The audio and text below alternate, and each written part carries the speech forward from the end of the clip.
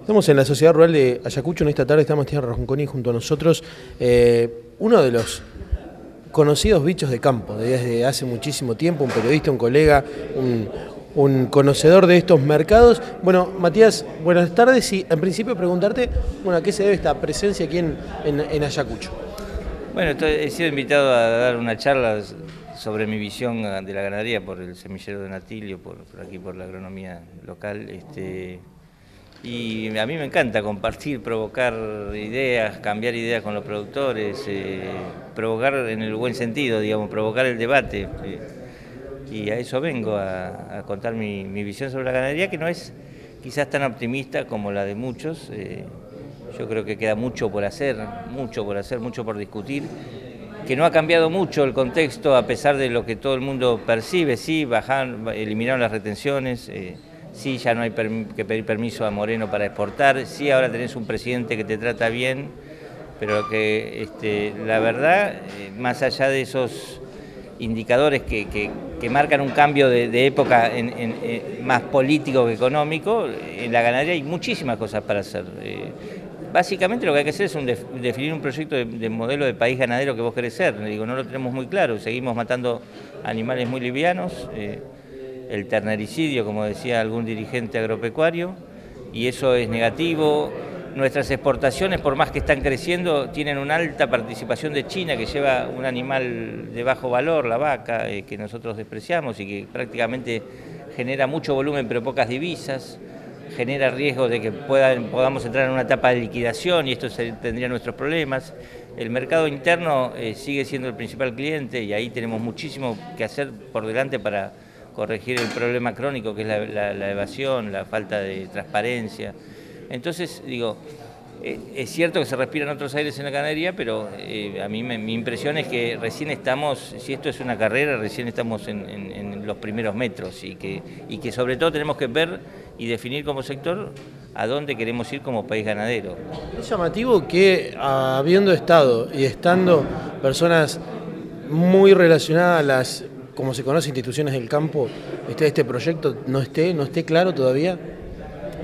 Sí, bueno, pero es típico de los argentinos, ¿viste? Somos muy chamulleros, creemos tener nuestro proyecto y en realidad es mi proyecto, no es capaz que no representa el de al lado. Lo que falta en la ganadería, a mí me parece, es justamente, capaz que si vos hablas con los actores individualmente, cada uno sabe hacia dónde quiere ir, pero lo que no hemos hecho es construir un mecanismo, un diálogo consensuado entre los actores de la cadena, que son múltiples y muy variados.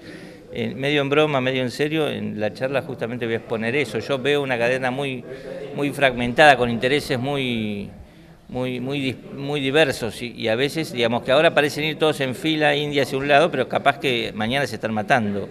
Digo, el interés del productor ganadero de Ayacucho es muy distinto al interés del matarife del conurbano. Digo, que lo que quiere es carne barata y si puede va a hacer lo posible por sacar ventaja al productor. Entonces, lo que yo quiero decir justamente es que lo que falta debatir es un proyecto que contenga a todos los sectores.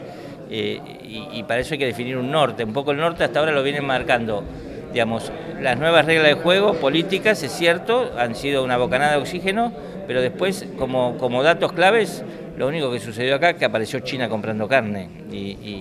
Pero tenemos mucho que trabajar para hacer novillos de exportación de nuevo, para recuperar el mercado europeo. Digo, cuando yo digo debatir un proyecto de hacia dónde queremos ir, hablo de poner todos los condimentos en la balanza y un poco decidir un proyecto nacional. Esta es la ganadería que Argentina necesita para generar desarrollo y sobre todo desarrollo en el interior productivo, ¿no? Que no se la lleven todas ni los consumidores en Buenos Aires, ni algunos empresarios inescrupulosos, como suele suceder en la historia ganadera. Bueno, esto que ha pasado hoy, decíamos antes de comenzar la nota un poco en broma, pero ¿a cuánto estaba el dólar cuando saliste de Buenos Aires y a cuánto cuando llegaste a Ayacucho, no? Hay como una máxima que dice, bueno, cuando el dólar sube a la gente del campo le conviene. Esta es una idea súper instalada. ¿Qué pensás de eso? Sí, hay un preconcepto brutal en la gente de la ciudad respecto de que el dólar automáticamente, el dólar alto beneficia al campo. Yo siempre contesto lo mismo, el campo es un mosaico de realidades e intereses muy diferentes, porque la Argentina es un país que produce de todo y en todos lados. produce para los mercados de exportación y en general las actividades que producen para los mercados de exportación a la larga salen beneficiadas con un dólar más alto porque lo convierten, digamos, por mayor cantidad de pesos y lucúan algunos costos. Digo, esto sucede mucho con los cultivos extensivos, la soja, los que están cerca del puerto, que no son mano de obra intensiva. La agricultura que tenemos pampeana es una de las principales beneficiadas claramente. Ahora, la ganadería exporta solamente el 15% de lo que produce, el resto lo vende en pesos al mercado porteño y el mercado porteño, si el dólar sube mucho, no va a tener plata para comprar carne, va a restringir la demanda y esto puede afectar a la ganadería. La lechería está pasando una tormenta perfecta porque los productores cobran menos de lo que le cuesta producir el litro de leche, pierden cerca de un peso, 2 pesos por litro de leche. Es un montón de plata lo que están perdiendo y esto tiene que ver con la devaluación. Subió sus costos, el maíz básicamente, pero no subió su precio, porque ellos venden también al mercado interno. Y las economías regionales, sobre todo, algunas que están poco vinculadas con la exportación y son muy mano de obra intensivas, la yerba, la fruta, salen todas, ojalá, digamos, la Argentina logre estabilizar un tipo de cambio competitivo como el que necesita, porque el que teníamos antes no le servía a nadie, eso es cierto, había que hacer una corrección, pero ojalá, digo, salgamos rápido de esta tormenta porque la inestabilidad genera más costos y más daño a las economías productivas que ventajas. Y esto se nota mucho. Hace 2 días estuve en un plenario de economías regionales en CAME, en Buenos Aires, y la queja, el lamento común era que mi lectura fue: se necesita urgente que alguien haga algo financieramente porque los productores vienen de la sequía, de inundaciones. Con tasa de interés del 40, al 60, 80%, no tiene posibilidad de cambiar cheque, o sea, no hay quien financie la rueda, o sea, capaz que la devaluación en 6 meses sea positiva, pero hay que llegar y transitar estos 6 meses.